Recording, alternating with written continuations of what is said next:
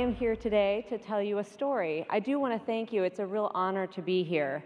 I was pretty nervous about submitting my idea for this talk, and I finally pressed the send button, and I am just so blessed that I got this opportunity. It's been a very nurturing and stressful but nurturing environment, and this group has been wonderful.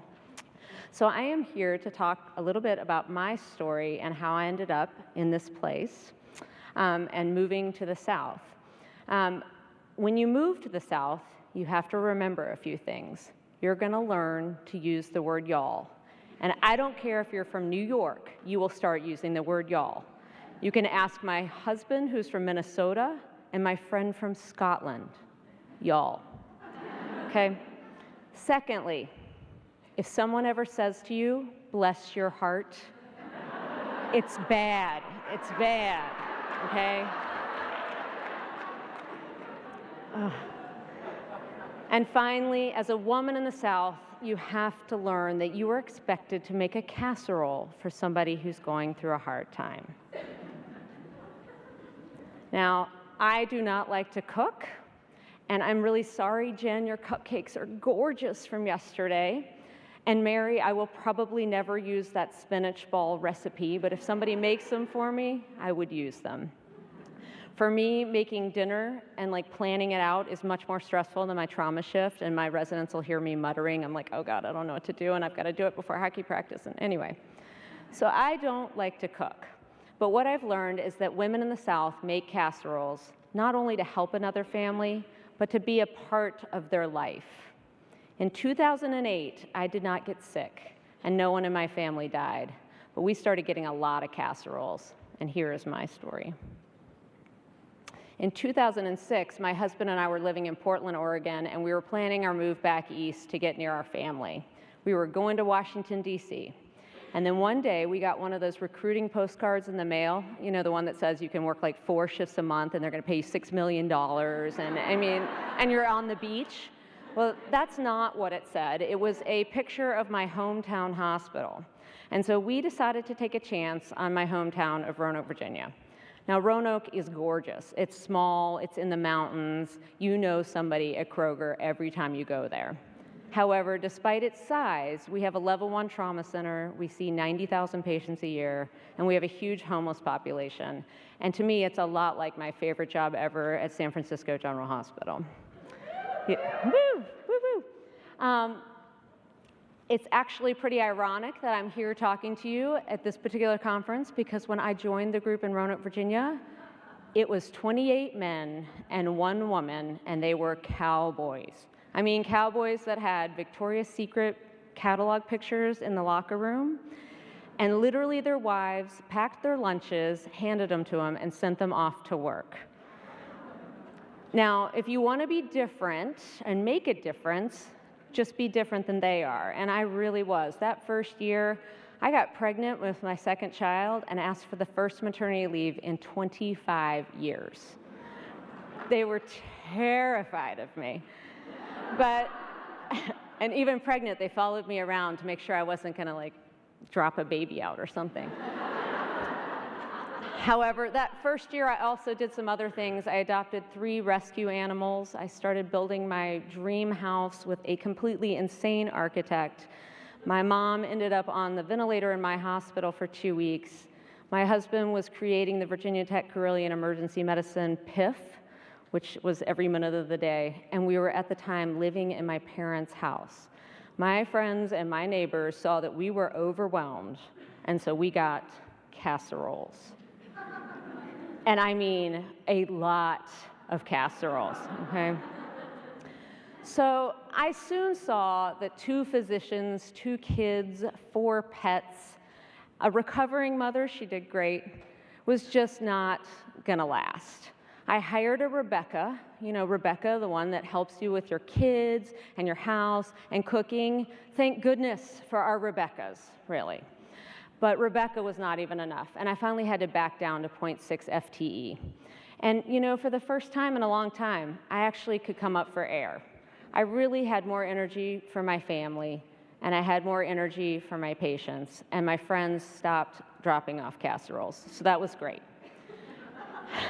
However, what you learn in a small town is you know your patients really, really well. You really know your psych patients. You know their names, you know their kids' names, you know their favorite drink, and you know their trigger for going on a bender or, taking their bottle of Seroquel.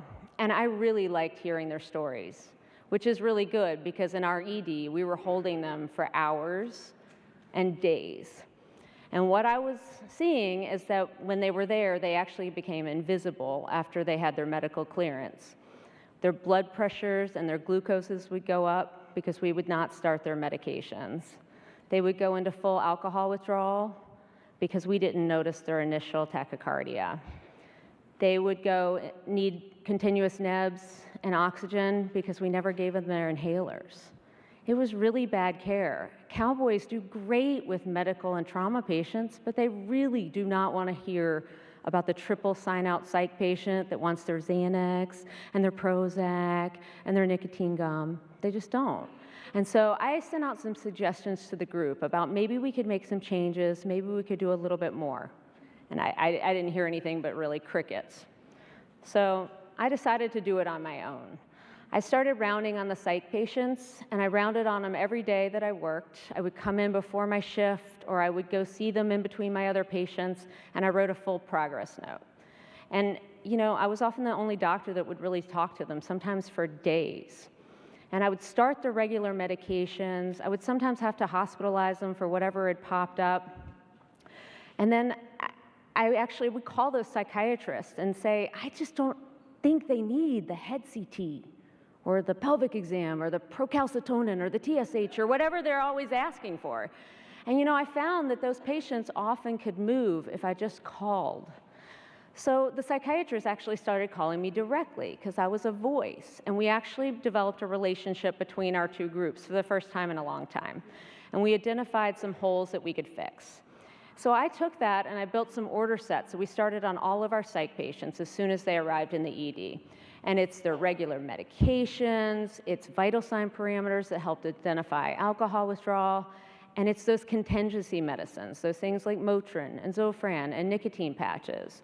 And what I learned is that my psych patients are so much nicer when they're not hungover and when their meals come on time. So then I discovered on my days off, I actually got calls at home about complex psych patients. And sometimes it was just easier to go in and deal with the issue than to do it over the phone. So I did. I started rounding on the psych patients on my day off.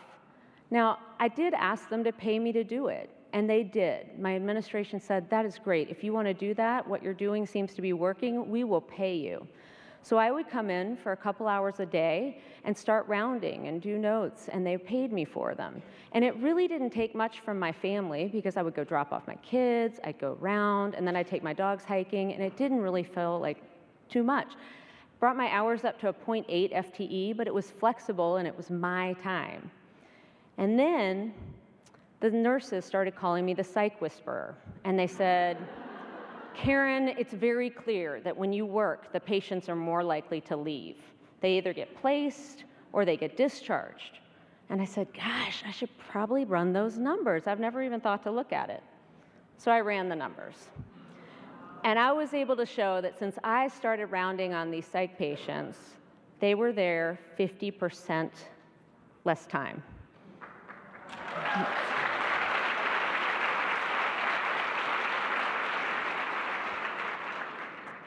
And since I had started rounding on the psych patients at any particular time, there were few boarders in our emergency department. In fact, it was so impressive to many people that they wrote a book about me.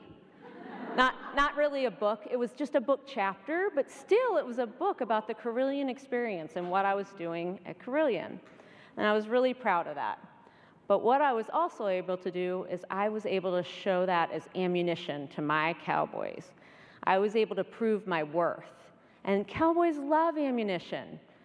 And now, my director is not a cowboy. He is wonderful. My chair is not a cowboy. And he identified my worth, and he saw it, and he said, Karen, I am going to give you a full-time position with significant protected time so you can continue to take care of these people. And so with that protected time, I have been able now, I've taken over all of the quality issues for all the psychiatric emergency stuff for our whole system. I've been able to hire nurses and core staff to work with my psych patients.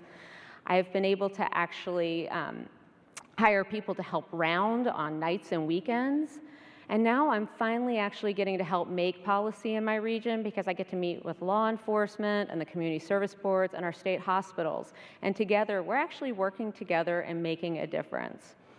I have a great title, like I said, Director of Psychiatric Emergency Services. Never had that before at Carillion. They kind of made it up, and they told me I could say whatever I wanted it to be.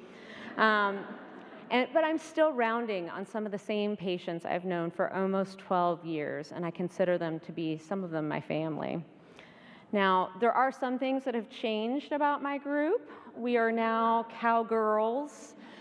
We have expanded massively in the last 12 years, and we are now 60% women, okay? That's great. And young and energetic, and there's breast pumps in that same locker room. There are no more Victoria's Secret pictures, and I'm very proud of that. So what is my message here? My message is I took a job that no one else wanted at all, and I owned it. And I admit it's not glamorous at all, it's not fancy, and I get yelled at every single day. But I also get thanked every single day. I get thanked by my patients for sitting with them and actually listening to them. I get thanked by my nurses for going and seeing these patients when they have problems. I get thanked by my psychiatrist because somebody actually answers the phone and talks to them.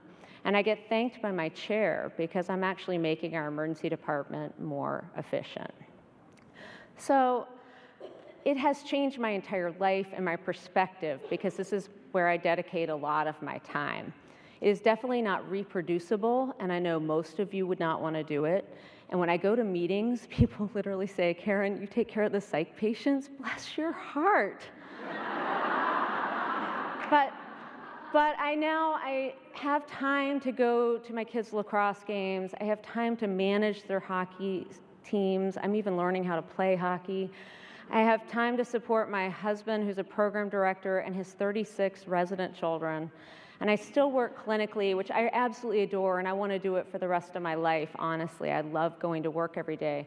But all of my extra energy gets to go to this group that is just already so marginalized. So what I want to do today is I just want to say, you guys have so many talents. So look around your emergency department, because there are jobs there that somebody might actually pay you for. And again, you have to be in the right group, but you just never know. Maybe your ED needs to be more geriatrics friendly. Maybe you can actually develop more palliative care in your ED, like Ashley just talked about. Maybe you have a lot of frequent flyers that use a lot of your resources, and you can work with case management to actually make a difference in their care. Or maybe you just have a lot of people boarding, and you need to work with your hospitalists and your surgeons to do right by them while you're in your emergency department and get them upstairs. I have been very blessed with my job because I've been able to find the passion in what I do outside of my just clinical duties. And I've now been attending 17 years, and I could do it forevermore. I really am very happy because I feel like it's important. I've dedicated such my extra energy to something that needs it. I still don't like to cook, and it is a long-standing joke with my friends that I will definitely not make you a casserole if you get sick. But I do take care of these people I consider to be my community, and they are my Clarences and my Bryans and my Michelles and my Kims that I've taken care of for 12 years. And they are my community, and I make them my version of a casserole every single day. Thank you very much.